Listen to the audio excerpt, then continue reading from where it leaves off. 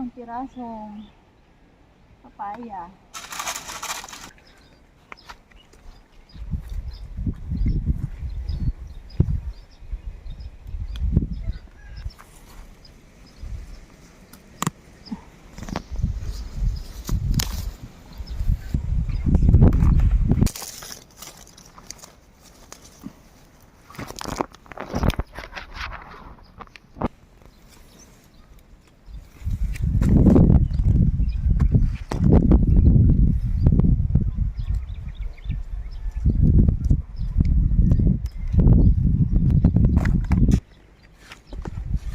Sisters, nag-iisa yung kalabasa natin.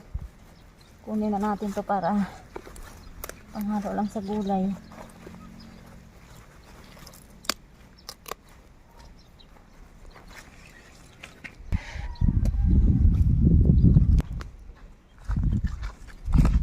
Yan, wala ng dahon yung sili natin. Talagang tagtuyot na.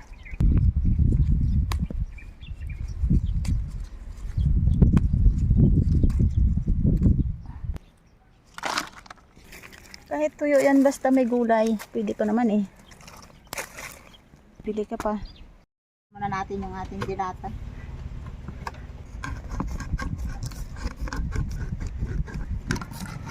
So ito na yung ating mulo. Wala, malalaki. So ayan mga ka-sisters. Ang pagkaalam ko sa sweet peas ay parang munggo. Sobrang mali ako sa inakala ko dahil binuksan ko na siya at ito yung nakita ko. Yan. Ito ay, ang pagkaalam ko, nilalagay ito sa mga karne. Pero dahil sa nabuksan ko na at naisipan ko nga na ipaghalo siya sa mga gulay, so try natin na ang magiging replace ng sweet peas ay yung ito, sweet peas. Ang magiging replace ng munggo natin ay yung sweet peas. Ano tawag to? Chacharo. Ayan, dahil sobrang mali talaga ako siniisip ko dahil ang pagkaalam ko kasi is munggo. Hindi niya kasi alam ko na English sa munggo. Nagbasa ako dun sa picture. So, ang sweet peas, ang peas ang alam ko talaga is yung green na beans. So, dahil nagkamali ako, ituloy pa rin at ayaw ko itong itapon kasi nga napakahalaga naman ito. Siguro first time ako magluluto ngayon ng sweet peas na ang mga halo ay gulay. Parang gagawin ko lang siyang lutong munggo. Yan. Kasi tinikman ko siya, masarap siya. Parang maghawil lang din sila ng munggo. So try natin. Maganda yung mag-adventure tayo. Sa tingin ko naman ay parang okay naman to. Parang hindi siya magiging komplikado ihalo dito sa gulay natin. So let's go. Tingnan natin kung anong lasa. Ito mga ka-sisters, yung mga gulay na halo natin sa sweet peas, yung talong, may kamatis, may okra, saka sili, pangsigang, at syempre yung ating kalabasa, nag-iisang kalabasa, ayan, may isang piraso pang ampalaya. At ito yung ating pangpalasa doon sa ating sweet peas, yung pinangilawan kagabi na crabs at saka hipon. So sa tingin ko naman ay magiging okay yung luto namin dahil kami rin ang kakain at saka parang napag-aralan ko na siya na medyo walang pinagkaiba sa munggo ang lasa. Manamis-namis. Okay, let's go. Luto tayo.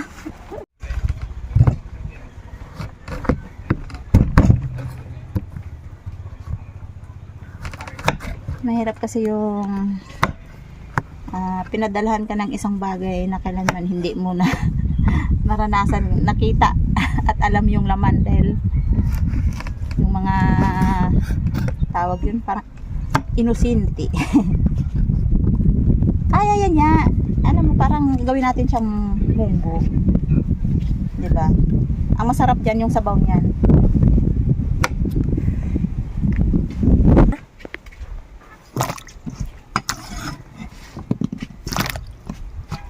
Sana magbuo.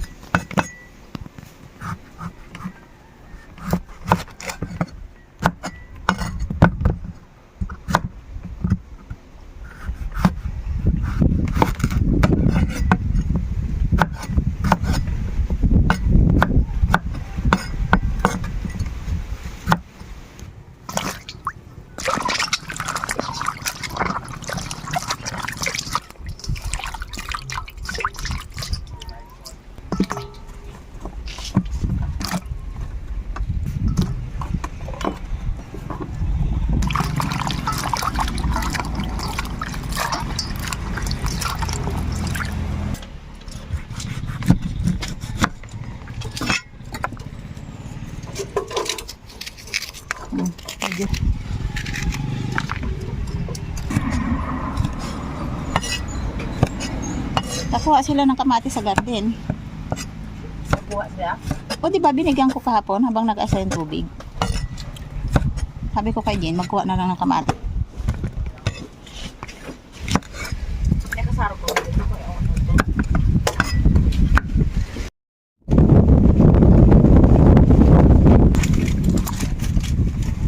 Tutulong muna natin yung sipon.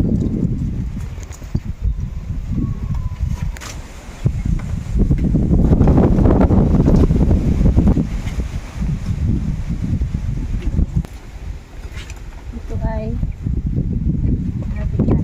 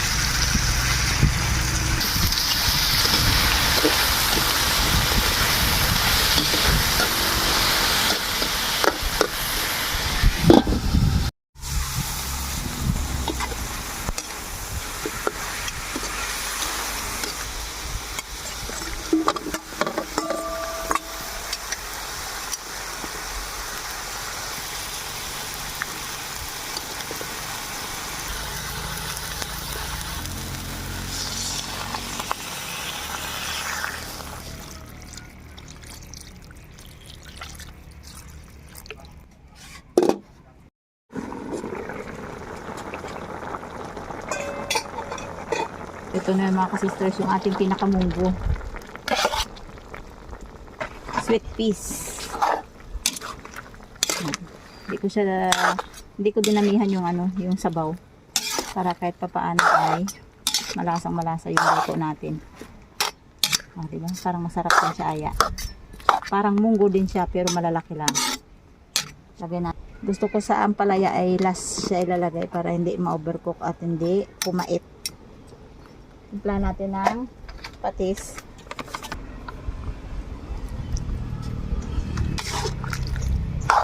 Yan. Ito mga kasisters, kunting kulo lang ay pwede na. Lagyan natin ng kunting malunggay pa. So, lagyan natin ng kunting dahon ng malunggay para lalong sumagana ang sustansya. Diba?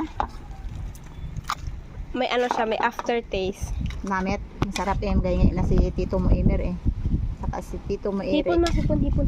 Napiki natin sila, ang alam nila lumaki yung munggo. Alam mo ba naka-video tayo?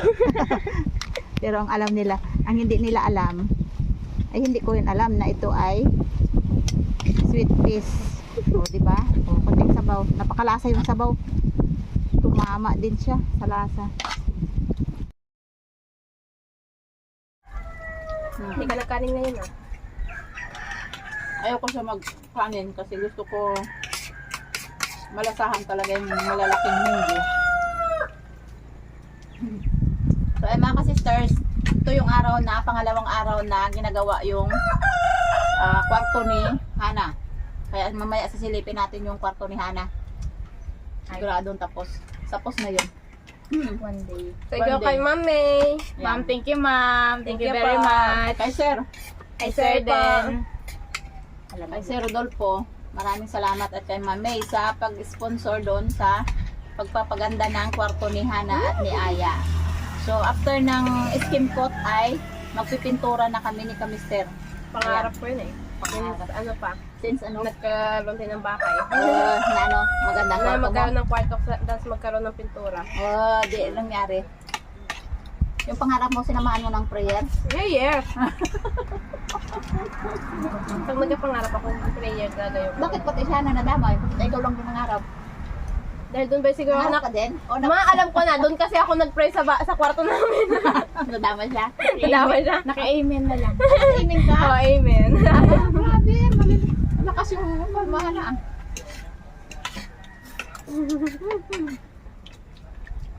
Ay, mga sisters. Si Doc pala yung sagot ng iyong ano. Siya nagpadala. Siya Siya nagpadala ng ano? Sabi ni Aya, pinilos daw ng Panginoon si Doc May para bigyan daw sila ng pagpaganda ng kwarto.